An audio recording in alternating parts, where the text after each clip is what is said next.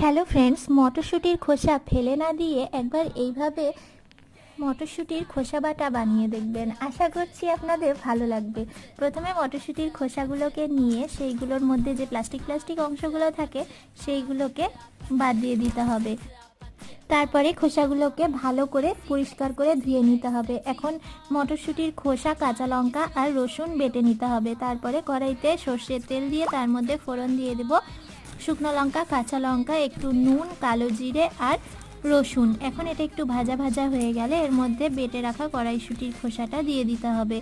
এখন এর মধ্যে একটু দিয়ে দিতে হবে হলুদ গুঁড়ো।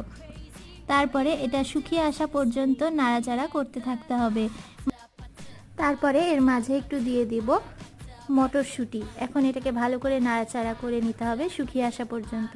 এখন এটা কড়াই থেকে ছেড়ে ছেড়ে আসছে। তৈরি হয়ে গেল আমাদের কড়াইশুঁটির খোসা বাটা।